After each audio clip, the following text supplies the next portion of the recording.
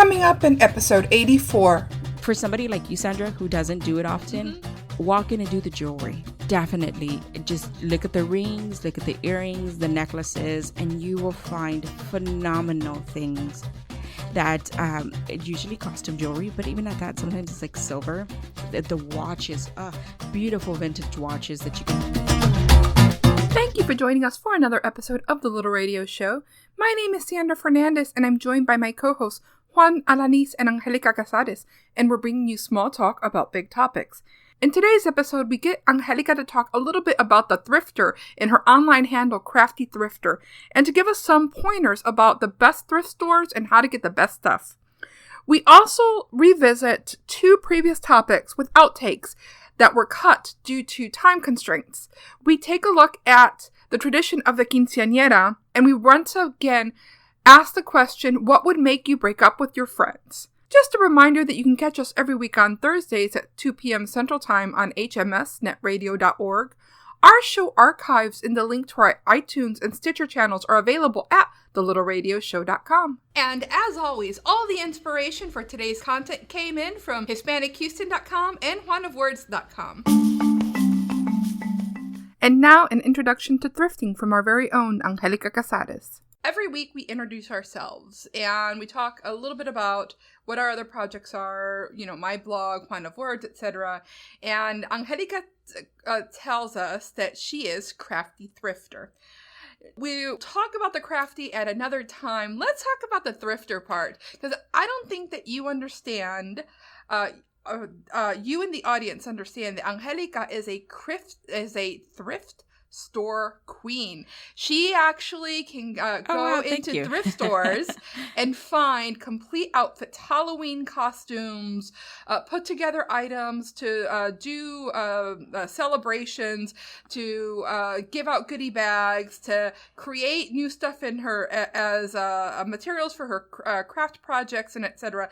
And I thought that this would be a really great opportunity to get her talking about how she started in thrifting, what she looks for, and what her inspiration is when she's out there. Nice. Well, first of all, Sandra, thank you so much for bringing up the subject, for bringing up the topic, because had I done it, I think I would have felt a little bit more reserved about it. Yeah. So, yes, as Sandra mentioned, I am a thrifter. I am an avid thrifter. I've been a thrifter by necessity from the age of 7. And so as you grow up thrifting, you kind of learn certain things. Just example, things that you might buy that you for everyday use, things that you might use for your household, things that you might use for costumes, things that there is endless possibilities. And especially in today's age where thrifting seems to be the new in. Even if it's by necessity, you can find items there that have tags at this point. You can go into specialized places like boutiques. And then now there's like plus size boutiques where you can walk in and find like name brand items for, half the cost. But you will never ever beat the traditional thrift store. And what usually happens there is, it's like the chain thrift store. So it's like the Goodwills, it's the Savers, it's the family thrift stores, it's the Value Village, it's the Purple Heart that used to be back in the day. The Sand Dollars. Purple Heart. We used to go to Purple Heart all the time. Nice. It was right down the street right here. It was, actually. Yeah. And so, which is actually one of one of the ones I like. So let's talk a little bit about what it means to go to a thrift store, because what people are envisioning is stuff in a bin Perhaps. that has been that's been used, or that's old, or it's been donated, or other stuff like that, and that is all that they're thinking. Wow, I'm happy you mentioned that. So there are different qualities to thrifting. If you want to go, I actually talked to one of the girls at one of the outlets down the street, and I told her, I'm one of those girls that comes from there. And she's like, oh, you're like me, where thrifting was like rummaging. I was like, basically. I know how to rummage is what I know how to do at a thrift. You throw me into any thrift store and I will rummage. Now, rummage means going through every item? Rummage means just knowing exactly what you're looking for. All of a sudden, it's just things, your mindset can be completely different. I can go in looking for, all of a sudden, it's one color that calls my attention. It might be red. And so all of a sudden, I'm walking out with red jeans, red shirts, and, bright items, basically. to begin with, you have those people who thrift, again, as I mentioned, by necessity, who go into those, Goodwills and they go item by item. Usually what happens is they know what they're looking for. And it's like anywhere else. It's like any thrift store. You know what you're looking for. You're looking for a white t-shirt that might have like a band t-shirt, and that's what you want because that's what you're going to wear next week for school, or, there's something happening, something's going on. And you're going to come across that and you're going to find it. And then there's those who, the more edgy, thrifters, not really thrifters because they actually went to Buffalo Exchange and they had somebody pick the items for them and they just kind of put it on the rack and it's like a store. But it's still, you find great items. And then there's boutiques where, you find the furs and you find the good Gucci shoes and you find the, what do they call Chicos. Them? Previously owned or consignment stores, yes. The resale shops. Yes, they're most technically boutiques. Okay, these are boutiques. So there are three. So they're mediums. high-end thrift stores. Yes, they are. So there are three different ways and forms that I see thrifting, and I encourage each and every person. If you think you can't do a Goodwill, if you think you can't do a Savers, if you think you can't do a family thrift store, I encourage you to walk into a boutique, because here's the thing. Not only will you be saving your money, but you're going to be saving, there's a lot backstory to thrifting. You're going to be saving a lot of, let's not go into the big box retail store stories. So we'll leave it at that. So please, I encourage you to thrift. Sandra, if you have anything else you want to add, any questions you want. So here's my question to you. Because I can go on and on. I'm going to the thrift store. What should I be aware of and what should I beware of? So, that's a good question. So, I think one of the things that you should be aware of is what thrift store you're walking into, because not every Goodwill is the same. There are some that look like a complete disaster. Like somebody went in there and just flipped all the tamaracks on its head. Be aware of that. Are you okay with it? Are you going to be overwhelmed? And if you think you're going to be overwhelmed and you still want to go at it, I would keep to the outer perimeter, which is like usually basically it would be like the suburbs. No, perimeter of the store. Ah, okay. So it's like in the grocery store. Yeah. In the grocery store, if you keep to the outside of the grocery store, that's all the fresh stuff. Well, no, not necessarily the fresh stuff. It's the bigger items. And the bigger items, you don't become overwhelmed. As opposed to when you go in the aisles, it's completely clothes. It's just clothes on clothes on clothes on clothes. Mm-hmm. You want to walk in, and if you don't want to spend a lot of time, sometimes there are some thrift stores that have them dedicated by color, and then there's some thrift stores that have them dedicated by size. Make sure you're aware of that. Are you going to go into Goodwills are actually good at doing it by size? Store. Yes. Every store is different. Every store is going to have their systematic ways. Their employees are going to be different. Some are going to be helpful. Some are going to be like whatever. And if you want to go down like the queen bee of thrifting, I invite you to come to the outlets. I invite you to rummage with us. I invite you to look for the unique, the not so worn, the ones you find, the diamond in the rough, that thing that sits in that rock that you see it sparkle a little, but as soon as you clean it up, it's going to be an absolute gorgeous thing. And mind you, you can and you will find items. For example, I found a coat that was fake fur, vintage, 50 cents. I mean, you will find items. That's something definitely to look for. And then something to watch out for is, as I mentioned, every thrift store is different. So every thrift store, their supplies comes in on different days. Ask. When do you guys bring out the clothes? Because when they bring out the clothes might be on a Tuesday. When they bring out new shoes might be on a Thursday. When they bring out the new purses might be on a Saturday. And then they have, oh my goodness, lately these guys have been doing things like beyond me. I'm like, oh my God, I'm so freaking excited. They do like half day sales. So not only is that t-shirt $150, but on a Saturday, it's going to be 75 cents. It blows my mind. And then the outlets, 25 cents, they go all the way down. Imagine pairs of jeans, seven for all mankind, I found 25 cents. We're talking about $100 jeans. Wow. So there is a lot to be said. There's a lot to be had at the thrift stores. And yeah. So that's the what you should be aware of. What should you be aware of? Or when you're going to buy at the thrift store, be careful with these things. Ah, nice. Well, be very careful with shoes. Okay. We tend to think that clothes are put up, but the clothes seem to stand the wear of time. Okay. In bags, in boxes, and things like that. Shoes don't, because a lot of them are made of rubber soles, unless they're made of leather. But even at that, even the actual shoe is made of some other material, and they will fall apart on you. They might fall apart on you. And I usually don't recommend you buy the shoes. Sometimes you see those pretty shoes and you just want to buy it and you get 1 or 2 wears out of them. That I do recommend that you are very careful with. Other items like houseware, houseware people usually hold on to their houseware forever. And so when they do donate, by that time, something's broken and you don't recognize what's broken until you take it to your home. Make sure that you're well aware of that. And if you're crafty enough to know that if you bring it home, you'll be able to fix it or repurpose it or recycle it. I encourage you to do that also.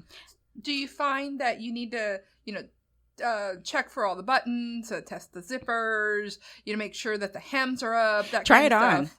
Try it on. I definitely recommend that you try everything on that you do with your habits. For example, when I try on a jacket or like say a collar shirt, what I do is I try it on and I'll roll it up. And I'll make sure that it rolls up my arm and my other arm. Do the habitual things that you do with your normal clothes. Tug on it. Make sure that this thing is not going to rip apart. And if you absolutely want to buy those shoes, put them, mind you, put on your own damn socks. But put on the shoes and walk around them in the store. And it's okay. You're going to look crazy, but guess what? A lot of us look crazy out there doing that. But that is what to be aware of. I don't recommend the shoes. Be careful of the household items, and especially things that you're going to bring in your house, like covers and stuffed animals. This stuff can carry things to your home, like bed bugs or things that are made of cardboard. I don't recommend anything that you buy particle wood. Don't do it. Not at the thrift store. If you're going to buy furniture at the thrift store, make sure it's complete wood. Make sure the complete item is complete wood. When it's picture frames, make sure turn those things around. See if you can take them apart. Make sure there's not something like hidden in between. I mean, you don't want to bring creepy crawly things into your house. You're trying to take those out. What you're doing right now is convincing me not to go. Oh, I'm sorry. No, I do. I recommend that you walk in and for somebody like you, Sandra, who doesn't do it often, walk in and do the jewelry. Definitely. Just look at the rings, look at the earrings, the necklaces, and you will find phenomenal things that usually costume jewelry. But even at that, sometimes it's like silver. The watches, beautiful vintage watches that you can find there, the Casios. And then like little things that they grow around, like these like real fur that attachments to some jackets that you can just attach it to your regular jacket. That'll make you look different. That jacket that you want to put on, but you can't put on because it's not fancy enough, and you put a fur on it and all of a sudden it goes with your little black dress. But items like that for you, Sandra, I do recommend that you walk in, you look at the jewelry. So if people want to follow more about your thrifting adventures, where do they go? So if you want to follow me on my thrifting adventures, I'm going to give you 3 platforms because I am all over the place. It seems. So foremost and definitely it's Crafty Thrifter. That's Crafty Thrifter on all platforms, Twitter, Instagram, and Facebook, and then craftythrifter.com. There I tend to give you places where you might like locations around Houston and outside of Houston. And then, of course, Juan of Words, where I do my repurposing on my thrift items. And then La Angel, A-L. No, that's not the way I spell it. L-A underscore A-N-J-E-L. Say that again. That's L-A underscore A-N-J-E-L. And there, it's sort of a follow me around. It's you know where I'm at. You know where I'm at. I'm probably going to stick around there an hour. And if you want to thrift with me, reach out to the little radio show or reach out to one of the platforms that I just mentioned, and I will thrift with you. Thank you very much. And now an outtake on a conversation about quinceañeras.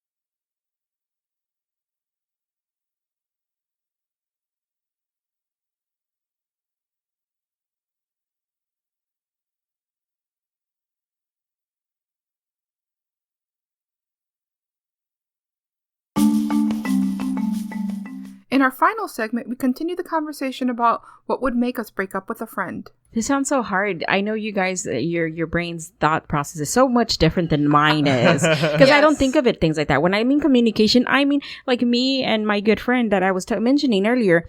All we do is, hey, maybe once a week. Hey, what are you doing? Nothing. How's it going? Good.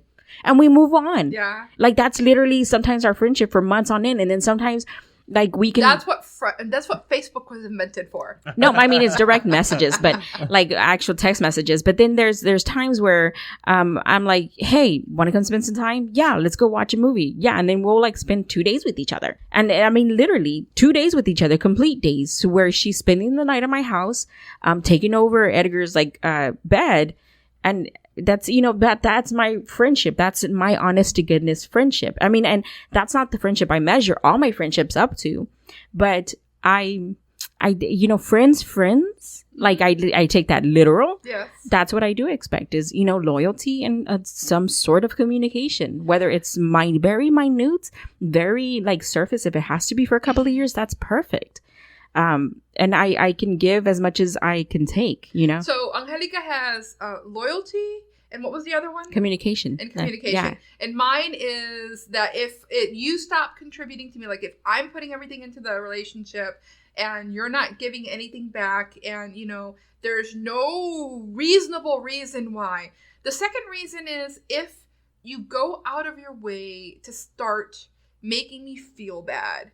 Oh, the conversations where you're doing something and I guess they feel jealous or competitive, or all of a sudden there's something going on and they're like, oh, well, when I found, and I have a lot of casual friendships, not like the call me 3:00 in the morning to do, to go with you to the emergency room friendship, but the acquaintance more. Lunch more than once acquaintance, a month, lunch once a month. I've met their kids. I know their husband. We've swapped stories about work. We're still friends. I'm not going to invite them to my sister's wedding, but I might invite them to mine if I got married. That kind of thing. Mm-hmm. And then when I went out and I started my own business, and I had about 4 or 5 people that got crossed off my friends list. I'm still nice to them, but they got crossed off my friends list because they just went out of the way to explain to me all the ways in which I was going to fail. Oh, wow. And because, I tried that and it didn't work. You're not going to make it work. And I'm like, and it wasn't the first time that they said it. It was like the 6th or the 7th time over a 3 conversation thing. And after a while, I'm like, I don't think that being around you is in my best interest. So bye-bye. Mm-hmm. Yeah, it's one of those things. I just thought about it. I did have a breakup, and it was a friendship breakup. I just thought of it. She was going through a lot, and I heard all her stories, and I was invested. Like, I was emotionally invested, and I even made Juan not emotionally invested, but I even made Juan give some of his time to help some of the things that were needed. Do you remember all of this? When her now husband was doing some You're on-air asking things. Your husband if he remembers. Yeah, he doesn't remember anything. Yeah. Was doing some on-air things, but I asked him. This was years ago at this point, and I asked him to take time out of his life to like do other things for this person, and I realized that I no longer had a relationship with them when she got married to this person that she would constantly like not complain, but she would open up to me about, and she got married, and it didn't bother me that that not only like it kind of just phased out, but I thought we were closer friends to at least, hey, I got married or something like that. I think I found out about it differently or something like that. I found out about it. I don't know how. Oh. And I was like, she didn't even say like she got married. And I was like, well, there you go. You're like, yeah. That's perfect. Like, perfect. I thought about it. I was like, perfect. I never have to hear her complain about her now husband.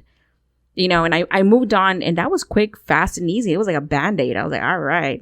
So I think that our listeners are going to go off with the wrong impression of me and Juan, especially.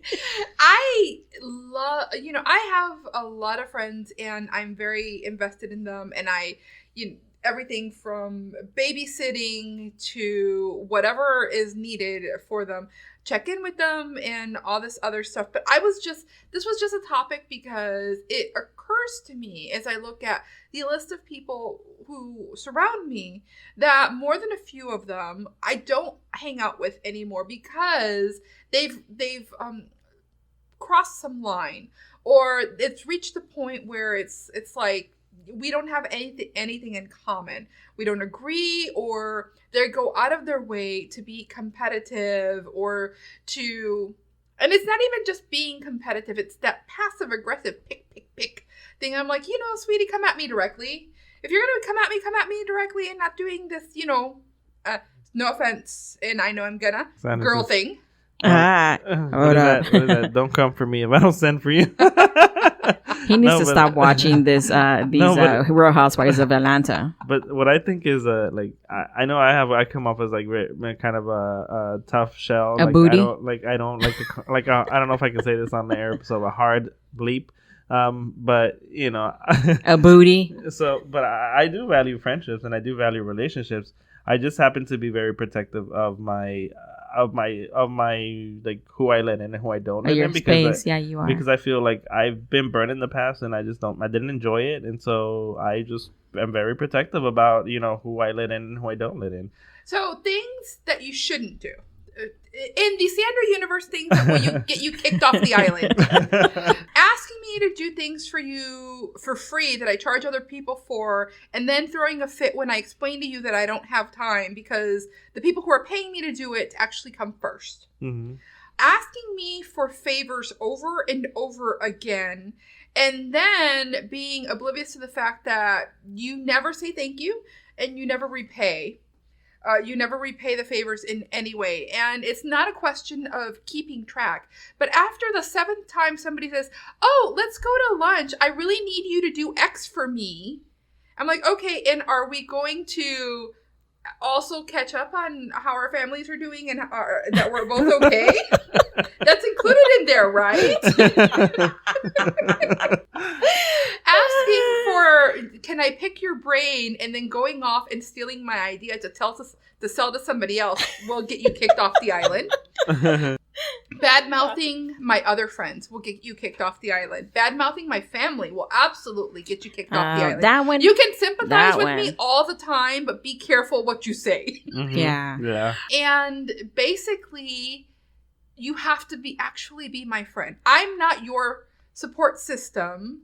We're friends. Mm-hmm. So you don't just call me when you need a sounding board, when you need somebody to commiserate with you. I think that's the biggest thing for me is like I don't like to feel used. Like yes. I don't like to feel used. So don't use me and make me feel like I'm used. Like if we're friends or whatever, then let's be friends, and I like to be very transparent about it. Like if we're friends, okay, let's be friends. But if you're make me feel like I'm being used, then I'm like, okay, well, this is not mutually beneficial. That's one of my things with the whole tribe concept, where everybody's talking about find your tribe, but you gotta be very careful who your tribe is. I have different tribes for different things. Yeah, but that whole concept that's been arriving lately, like yes. get your tribe, and I was like, everybody's trying to find the tribe. And here's the thing: you be very careful about who your tribe is, and be very thoughtful what you say and when you say it, because as mentioned, some of them.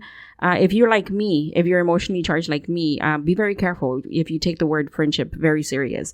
They are very surfaced acquaintances, and keep that in mind when you find your tribe. Okay, well, I'd love to hear from anybody else. And actually, I think what I'm going to do is we should take a poll online and find out, what are some of the reasons why you might end your friendship. Maybe we'll ask for some comments and read them in an upcoming episode, because I'm really curious as to what the triggers are and where the hot buttons are for a lot of people. Different people view friendship in different ways.